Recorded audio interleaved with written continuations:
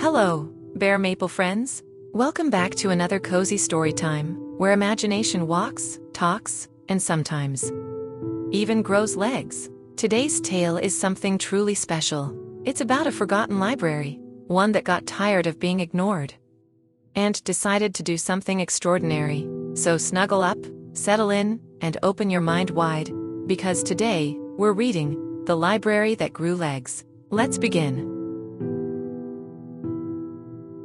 Once, in a sleepy town with cracked sidewalks and quiet corners, there stood a little library. It was built of red bricks, covered in ivy, and crowned with a chimney that hadn't puffed in years. A brass plaque above the door read, "The Wisherby Public Library, established 1912. But no one read it anymore. The once busy building had grown lonely. No children ran through its aisles. No grown-ups whispered while flipping pages. The clock on the wall had stopped ticking. The air was still, except for the occasional sigh from the books. Yes, the books could sigh. "We were written to be read," muttered the wind and the willow cat as it leaned against How the Moon Lost Her Hat. "I haven't been opened since 2013, groaned an atlas from the geography shelf. Week after week, the books waited. Dust settled on their covers. Sunlight faded their spines. Spiders spun webs between the shelves like strings of sorrow. Then, one very quiet morning, something stirred. Not a breeze, not a person, something deeper, something magical. The library was thinking, and it was ready to do something about being forgotten. That morning, the librarian's bell jingled, though no one had entered. The door stayed closed. The town still slept. But inside, the floorboards began to tremble. Not from an earthquake, not from a truck, from the library itself. The ceiling creaked, the shelves rattled, a globe spun wildly on its own. The books, hundreds of them, began to whisper, "Go. Move. Find them. Find the children." Deep beneath the floorboards, something cracked open like an egg, and out of it unfolded legs, yes, 4 enormous, vine-wrapped, root-strong wooden legs. The Wisherby Public Library stood up, shaking off dust and broken shingles. It straightened its chimney like a hat. The front door clapped open and shut like a mouth, and the whole building gave a mighty stretch. The forgotten library had decided, if readers won't come to the stories will come to the readers. So it stepped off its foundation with a loud thump, and began to walk. Liam was in the middle of his third hour of video games when the ground started shaking. Outside, a massive shadow fell across the window. Liam paused. "Earthquake?" he whispered. Then came a knock. Whump whump whump. He peeked through the curtains and screamed.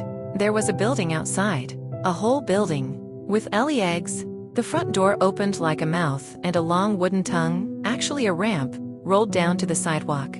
A soft, papery voice called out, "Hello, Liam. Would you like a story?" Liam blinked. "Do I have a choice?" He stepped outside. The ramp glowed. Warm light streamed from inside. Curious, cautious, Liam climbed the ramp. Inside, the air smelled of cinnamon and dust and something old but kind. Shelves towered above him. Lanterns flickered. And everywhere he looked, books. A floating book hovered to his face. The boy who couldn't stop asking questions. "I ask a lot of questions," he admitted, reaching for it. The book flipped open. The pages whispered his name. He sat. He read. He smiled. When he was done, the library gave him a card. "Borrowed by Liam. Brought to you by the Wisherby Library. Keep reading."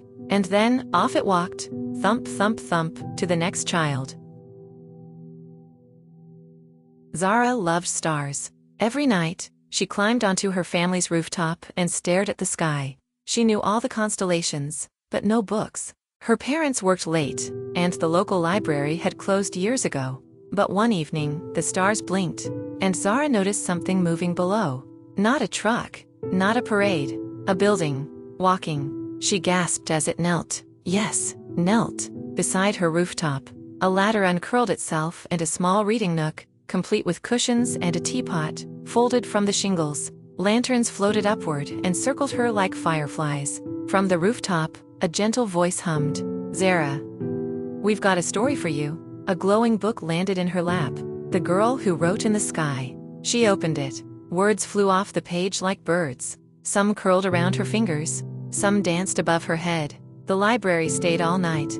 By dawn, she had written her first poem in the stars.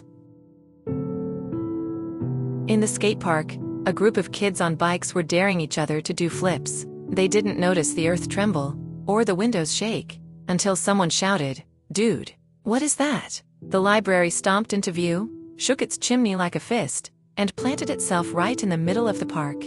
The kids scattered, laughing, but then, the ramp lowered, and a stack of comic books flew out like playing cards. Titles like Laser Bunny and The Skateboard Sorcerer sparkled in the sun. One boy picked one up, then another. Soon, the half-pipe was filled with reading kids. Someone tried to do a flip while reading. Well, it did not do well. At Wisherby Elementary, Miss Davis was mid-math when the lights flickered. Then the ground shook.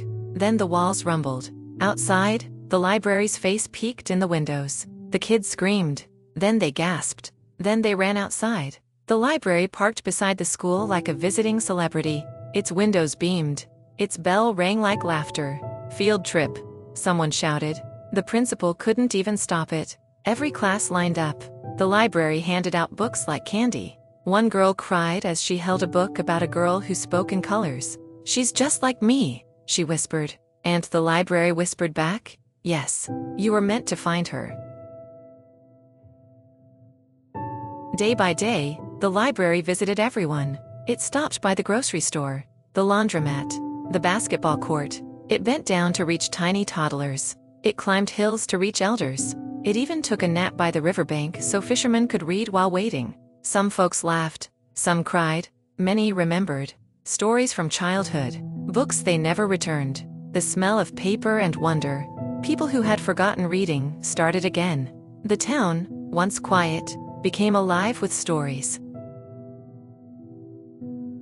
One night, a storm rolled in, fierce and fast.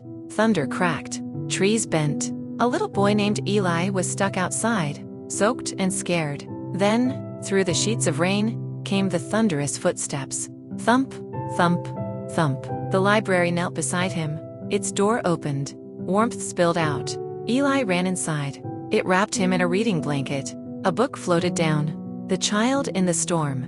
He read as the storm raged. And somehow, the thunder didn't seem so scary anymore. One day, Zara asked the library, "Why now? Why did you grow legs?" The library opened its pages and pointed. Inside was a sentence. "Stories are seeds. If no one reads them, they can't grow." It turned the page. But when read, stories grow wings. And so do readers. The kids nodded. They understood. The library had waited long enough. It didn't just want to be remembered. It wanted to belong. Eventually, the library returned to its old hill. But it didn't settle back into the ground. It kept its legs. It stood proudly. And every morning, it walked. Every night, it rested. It never stopped moving. Because somewhere out there, someone needed a story. And the library, with legs, love, and 1,000 pages of magic, was always ready. The end. Did you enjoy this magical walk through Wisherby? Don't forget to like, share, and subscribe to Bear Maple for more heart-filled adventures. And always remember, books don't need batteries, just your eyes, your heart, and a little imagination.